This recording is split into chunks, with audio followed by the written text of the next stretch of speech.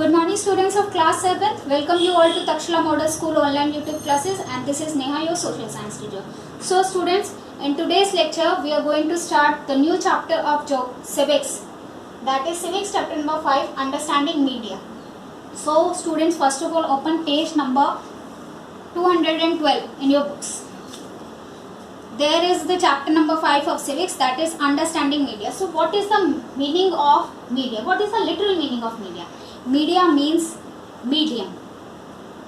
Medium की किस instrument के थ्रू, किस एजेंसी के थ्रू आप अपनी बात को, आप अपने कम्युनिकेट कर रहे हो किसी एक पर्सन, किसी दूसरे पर्सन के साथ. तो मीडिया का मतलब क्या है? मीडियम जिसका मतलब है एक बीच का इंटरवेनिंग एजेंसी या फिर इंस्ट्रूमेंट कि किसके द्वारा आप अपनी बात को दूसरे तक पहुंचा रहे हो. अच्छा, दो तरीके के मीडिया होते हैं, पर्सनल मीडिया और मास मीडिया. पर्सनल मीडिया में हम अपनी बात या तो किसी एक पर्सन को बताते हैं या एक से कुछ ज़्यादा थोड़े और लोगों के फ्यू पर्सन तक पहुंचाते हैं, तो उस हम यूज़ करते हैं उसके लिए पर्सनल मीडिया. हाँ, और पर्सनल मीडिया को यूज़ करने के लिए इंस्ट्रूमेंट्स हैं, जैसे कि लेटर, खत सिर्फ आप एक को ही पहुँचाते हो या एक से कुछ लोग ज़्यादा को पहुँचाते हो, telephone, fax, email. So these instruments are the types of personal media. लेकिन जब आप अपनी बात सबको बताते हो तो हम उस तरीके की कम्युनिकेशन को कहते हैं उस मास मीडिया. तो जब बहुत सारे लोगों तक, मास को अपनी बात बतानी होती है, तब हम इंस्ट्रूमेंट्स कौन से यूज करते हैं, जैसे कि radio, television, newspaper, magazines, internet. So जब हमें अपनी बात सिर्फ एक या एक से कुछ लोग, फ्यू पर्सन्स तक पहुंचानी है, तो हमें पर्सनल मीडिया यूज करते हैं. And when we have to convey our messages to a large number of people, to a mass of people, then we will use the instruments of mass media, that is radio, television, newspaper, magazines and internet. अब देखते ही देखते हमारे बात करने के तरीके में, अपनी बात एक दूसरे तक पहुंचाने में बहुत बदलाव आया. कैसे? लगभग ह्यूमंस ने, यानी इंसान ने बोलना, बात करने, एक दूसरे से बातचीत करना 60,000 साल पहले सीख लिया था. लगभग 5,000 साल पहले लोगों ने लिखना सीख लिया था, और बाद में 600 साल पहले प्रिंटिंग प्रेस आई, यानी कि हमारे पास पब्लिश्ड बुक्स आई, प्रिंटेड बुक्स आई, प्रिंटेड पेपर आ गए, और हमने बुक से पढ़ना स्टार्ट कर दिया गया. धीरे धीरे रेडियो आया 110 साल पहले, और रेडियो जो आया, उसके रेडियो आने के 30 साल बाद लगभग हमारे पास टेलीविजन आ गया, और 45 साल पहले हमारे पास इंटरनेट आया, जिसने वर्ल्ड ऑफ कम्युनिकेशन, बातचीत करने की दुनिया में अपना एक क्रांति बना दी, यानी कि एक रेवोल्यूशन बना दिया. किसने? इंटरनेट ने. क्यों? क्योंकि with a click off button, एक बटन के क्लिक पर ही हम अपनी बात मिलियंस ऑफ लोगों तक पहुंचा देते हैं, मिलियंस ऑफ पीपल तक पहुंचा देते हैं. तो ये धीरे धीरे हमारा कम्युनिकेशन, बोलने से लेकर के आज हम इंटरनेट की दुनिया में आ चुके हैं. अब इंडिया, हमारे देश में कैसे मीडिया को धीरे धीरे बढ़ता चला गया. तो प्रिंट मीडिया, सबसे पहले प्रिंट मीडिया यानी आया हमारे देश में. न्यूज़पेपर कब पब्लिश हुआ? तो सबसे पहला जो न्यूज़पेपर पब्लिश हुआ वो बंगाल गैजेट न्यूज़पेपर पब्लिश हुआ इन 1780. तो first newspaper published in India, that is Bengal gazette in 1780. 1924 में इंडिया में रेडियो इन्वेंट हुआ. रेडियो के पर कम्युनिकेशन स्टार्ट होने लग गया, यानी अब लोगों को अपनी जानकारी, पूरी दुनिया में जो हो रहा है उसकी जानकारी कैसे मिलने लगी? रेडियो के थ्रू मिलने लगी. All India radio, FM radio मिर्ची, ये काफ़ी सारे स्टेशंस आने लगे, और 1959 में इंडिया में टेलीविजन आ गया. धीरे धीरे देखते देखते ग्रेजुअली हमारे बात मीडिया टेक्नोलॉजी बढ़ती चली गई, क्वालिटी भी बढ़ती चली गई, रेंजेस, वैरायटीज भी बढ़ती चली गई. आज हमारे पास 24 घंटे न्यूज़ चैनल्स देने वाली न्यूज़ चैनल्स हैं, म्यूजिक 24 घंटे म्यूजिक एंटरटेनमेंट सोर्सेज देने वाले शोज हैं, चैनल्स हैं. तो ये हम किस तरीके से देख पा रहे हैं? All because of media. Internet जो है वो मीडियम है that allows everyone the ability to express their opinions, for example through blogging and social networking. आज इंटरनेट को हम ज़्यादातर किस लिए यूज़ करते हैं? सोशल नेटवर्किंग साइट से, जैसे कि ट्विटर, फेसबुक। तो अपने अपने ब्लॉग पर हम वो लिख सकते हैं जो कि हम अपनी बात दूसरे तक पहुंचा सकते हैं। तो ये इंटरनेट से ही हम सारे काम आज की दुनिया में, आज के टाइम में कर रहे हैं। इंडिया एक बहुत ही बड़ी ऐसी कंट्री है जिसमें मीडिया का बहुत पॉपुलर रोल है और हम लोग जानकारी लेने के लिए अलग अलग सोर्सेज पर डिपेंड है। यानी कि इंडिया में जैसे कि 62,000 न्यूज़पेपर्स, मैगजीन्स और पीरियोडिकल्स, रिसर्च पेपर्स पब्लिश किए जाते हैं। इंडिया में ऑल इंडिया रेडियो स्टेशन 300 से ज़्यादा हैं, 500 मोर देन 500 टेलीविजन चैनल्स हैं और इंटरनेट चलाने वाले 3.5 करोड़ से ज़्यादा लोग हैं, इससे भी ज़्यादा है। And the number is growing every day, और ये नंबर बढ़ता ही जाता है, बढ़ ही रहा है। लेकिन हम मीडिया से पैसे कैसे कमाएं? अब ये मीडिया हम यूज़ कर रहे हैं इतना सारा, ठीक है, फेसबुक चला रहे हैं, इंटरनेट चला रहे हैं, गूगल ईमेल चला रहे हैं, तो ये क्यों कर रहे हैं? क्योंकि मीडिया वालों को भी तो ये सब शोज देने के लिए पैसों की जरूरत पड़ती है। तो मीडिया का मनी से क्या लिंक है?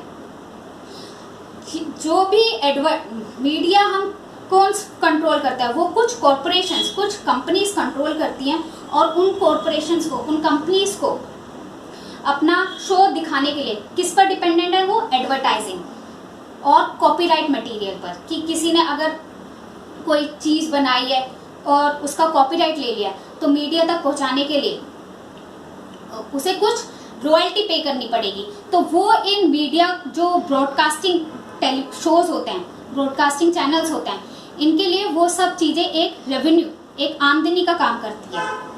एडवर्टाइजिंग जितनी ज़्यादा होगी और जितने ज़्यादा लोग उस एडवर्टाइज को देखेंगे, उस हर एडवर्टाइज पर कंपनी को, जिसने वो एडवर्टाइजमेंट बनाया है, उसे पैसे मिलेंगे, रेवेन्यू मिलेगा, और उसका वो जिस भी शो को स्पॉन्सर कर रहा है वो शो चलता चला जाएगा। ऐसी इंटरनेट जब आया, 3G 4G नेटवर्क जब आए, तो स्मार्टफोन्स की बिक्री बहुत ज़्यादा हुई, क्योंकि 4G नेटवर्क के लिए लोगों ने स्मार्टफोन्स एंड्रॉयड खरीदे और इससे एंड्रॉयड की तो बिक्री, मोबाइल कंपनीज का तो फायदा हुआ ही हुआ, उनको तो रेवेन्यू मिला ही मिला, उनको लिए तो इनकम हुआ है। लेकिन इन एंड्रॉयड में जिन लोगों ने ऐप डाउनलोड की अलग अलग तरीके की, जो सिर्फ एंड्रॉयड में ही चलती हैं, जो सिर्फ स्मार्टफोन्स में ही चलते हैं, तो उन स्मार्ट ऐप्स बनाने वाले, उन ऐप्स बनाने वालों को भी फायदा हो गया। तो इस तरीके से media is directly interlinked with money. ऐसे मीडिया अपने काम करता रहता है और अपने लिए पैसा जोड़ता चला जाता है। अब मीडिया का डायरेक्ट लिंक है कैसे? डेमोक्रेसी से। क्यों? हमारा देश India is a democratic country. हम लोग अपनी बात सीधा सरकार तक नहीं पहुंचा सकते, तो मीडिया क्या करता है? एक मीडियम है जो कि हमारी बात सरकार तक पहुंचाता है और सरकार की जो पॉलिसीज हैं, रूल्स हैं, वो हम तक पहुंचाता है। तो democracy survives on the participation of the people, ठीक है। अब इंडिया में जो मास मीडिया है, ये इंडिया के पीपल का, हम लोगों का और सरकार तक का जो गैप है उसको फिल कर देता है, उस गैप को, उस ब्रिज को फिल कर देता है। हमारी बात सरकार तक पहुंचा देता है और सरकार की नीतियां हम तक पहुंचा देता है। अब जैसे कि एलपीजी की सब्सिडी मिली, तो जो सिलेंडर गैस पर सब्सिडी मिली, वो सरकार ने तो बना दी कि एलपीजी गैस पर सब्सिडी मिलेगी सबको, लेकिन लोगों को पता कैसे चला कि एलपीजी गैस पर सब्सिडी मिलेगी? न्यूज़पेपर्स के थ्रू, मैगजीन्स के थ्रू, न्यूज चैनल्स के थ्रू, एडवर्टीजमेंट्स के थ्रू, ताकि क्योंकि इनके लिए क्या, एलपीजी लेने के लिए क्या करना पड़ेगा? अपने अकाउंट को बैंक से लिंक करना पड़ेगा, आधार कार्ड से लिंक करना पड़ेगा। तो ये सारी इंफॉर्मेशन किसने प्रोवाइड की? मीडिया ने, कि आप इस तरीके से अपनी एलपीजी की सब्सिडी ले सकते हो। तो मीडिया क्या करता है? लिंक बनाता है गवर्नमेंट और पीपल के बीच में। Students, now I think I should ask some questions from you. Students, your first question is, give some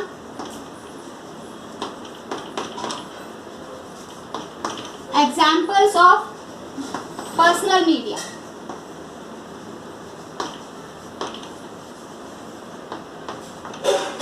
Students, your next question is,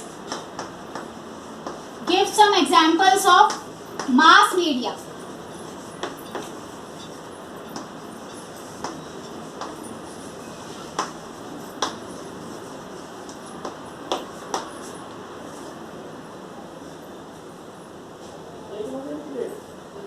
Students, your third question is, which is the first newspaper published in India?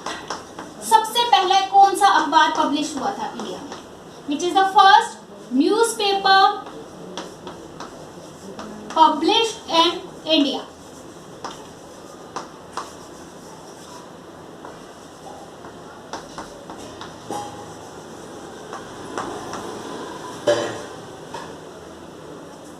So students, write down these questions in your notebook. You have to find out the answers of these questions and write it down in your fair notebook. So students, now come on again on the topic and page number 230. अब देखिए, media के बिना हम सोच ही नहीं सकते कि हमारी कोई जिंदगी है, क्योंकि हम तक कोई बात पहुंचेगी नहीं अगर हम न्यूज़पेपर, मैगजीन, टीवी नहीं देखेंगे तो हमें पता ही नहीं चलेगा देश दुनिया में क्या चल रहा है। तो मीडिया इतना इम्पोर्टेंट हो चुका है आज के डेट में कि इस मीडिया को एज अ फोर्थ ऑर्गन हमारी डेमोक्रेसी में, हमारे लोकतंत्र देश में डिक्लेयर किया हुआ है। क्योंकि 3 ऑर्गन्स हमने प्रीवियस चैप्टर में पढ़े थे। कौन कौन से 3 ऑर्गन्स हैं डेमोक्रेसी के? Executive, judiciary and legislative. लेकिन मीडिया इन को भी एक फोर्थ ऑर्गन, चौथे स्तंभ के रूप में, हमारे लोकतंत्र देश का एक चौथा स्तंभ माना गया है मीडिया को। तो now we have 4 organs of in a democratic country, that is executive, judiciary, legislative and media, because it plays a great big role in between the government and the people. So yeah, the second point is develops public opinion. Media एक ये सामाजिक दृष्टिकोण प्रस्तुत करती है। कैसे? Media एक क्या करती है, अगर सरकार की कोई भी नीति है तो वो उस पर न्यूज अपने चैनल पर दिखाएगी। उसे जो लोग देखेंगे वो सिर्फ सरकार का क्या नीति है उस चीज को ही मीडिया नहीं दिखाएगा, बल्कि उस नीति से लोगों पर क्या प्रभाव होने वाला है, पीपल पर क्या इफेक्ट होगा, सिटीजन्स पर क्या इफेक्ट होगा, उस बारे में भी एक्सप्लेन करता है कौन? मीडिया। तो इससे क्या होता है, लोगों को जब ये पता चलता है कि सरकार की इस पॉलिसी का हम पर क्या इफेक्ट होने वाला है, तो उनका एक अपना नजरिया बनता है, एक अपना दृष्टिकोण बनता है। तो मीडिया सामाजिक दृष्टिकोण बनाने में भी मदद करता है। और कई बार ऑपोजिशन पार्टीज में फाइट भी दिखा देते हैं वो लोग, जैसे कि बिग फाइट दिखा दी, डिबेट्स दिखा दिए, ताकि लोग ये पता लगा सके कि हमें किसको वोट देना है, हमें किस सरकार को चुनना है। ऐसे ही ये काम तो न्यूज टेलीविजन में हो जाते हैं, रेडियो में हो जाते हैं, लेकिन न्यूज़पेपर में आप अपनी बात कैसे, सरकार अपनी बात कैसे बता सकते हैं, या हम अपनी बात, एक लेटर टू एडिटर कॉलम होता है, एक एडिटोरियल पेज होता है न्यूज़पेपर्स में, मैगजीन्स में, जिसमें आम जनता की जो कमी, आम जनता को जो कमी होती है वो उसके बारे में खुल करके लिख सकते हैं। मीडिया लिखता है और वो सरकार तक ऐसे पहुंचा देते हैं। लेकिन कई बार मीडिया क्या करता है, अलग अलग कई बार बायस हो जाता है, क्योंकि अगर एक ही न्यूज 2 चैनल्स पे चल रही है तो एक न्यूज वाले ये बोलते हैं कि हमने इस न्यूज को सबसे पहले कवर किया है, और वो उसको बोल्ड कर देते हैं स्टोरी को। तो कई बार बायसनेस भी आ जाती है मीडिया में। अपहोल्ड सोशल कॉजेज, मीडिया का काम है सोशल कॉजेज, सामाजिक अगर बुराइयां हैं, सामाजिक कुरीतियां हैं तो उनको दूर करें। कैसे? वुमेन एम्पावरमेंट, नारी सशक्तिकरण में बहुत, कि गर्ल्स को भी राइट मिलने चाहिए, वुमेन को भी उतना ही सैलरी मिलना चाहिए जितना कि एक मैन को सैलरी मिलती है। तो सोशल इक्वालिटी मेंटेन करने के लिए मीडिया का बहुत इंपॉर्टेंट रोल है। वुमेन एम्पावरमेंट में मीडिया का बहुत इंपॉर्टेंट रोल। मीडिया अगर कोई भी नेता भ्रष्टाचार करता है, करप्टेड है, तो उसका फेस सामने लेकर आती है लोगों के आगे, और लोगों को बोलता जाता है कि ये पॉलिटिशियन करप्टेड है, इसको वोट ना दो। तो इससे भी ये सारी सामाजिक बुराइयां हैं। और जो अगर कोई भी किसी के साथ कोई अन्याय हुआ है, इनजस्टिस हुआ है, तो मीडिया ही उस अनजस्टिस को आम जनता तक पहुंचाती है न्यूज़पेपर्स और टीवी के थ्रू, और इस वजह से जो आम कॉमन पब्लिक है वो अपने घरों से बाहर निकलती हैं, प्रोटेस्ट करती हैं कि नहीं, सरकार की ये नीति गलत है और हम चाहते हैं कि ये ऐसा हो। जैसे कि कुछ साल पहले अन्ना हजारे मूवमेंट हुआ था जन लोकपाल बिल बनाने के लिए, तो मास मूवमेंट ऑफ पीपल ने बहुत सहारा दिया था इस प्रोटेस्ट को और फेवर किया था जन लोकपाल बिल पास कराने में। अच्छा, मीडिया का काम है एक एजेंडा सेट करना कि कोई भी एक पर्टिकुलर टॉपिक ले, उस पर डिबेट करें और लोगों तक ये पहुंचाएं कि उनके लिए क्या सही है। ठीक है, तो एक परसेप्शन, एक अपना नजरिया तैयार करने में मदद करता है कौन? मीडिया।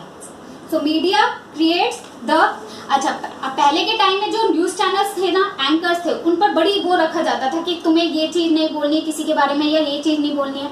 लेकिन आजकल के जो न्यूज एंकर्स हैं, जर्नलिस्ट हैं, रिपोर्टर्स हैं, उन लोगों को खुली छूट है कि अगर आप किसी के बारे में गलत बात बोलो लेकिन सच दिखाओ, लोगों तक सच पहुंचाओ, निष्पक्ष सच दिखाइए, बायस्ड ना हो।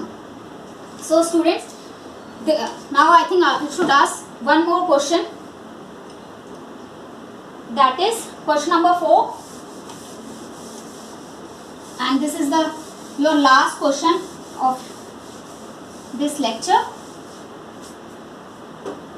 Your last question is, what is considered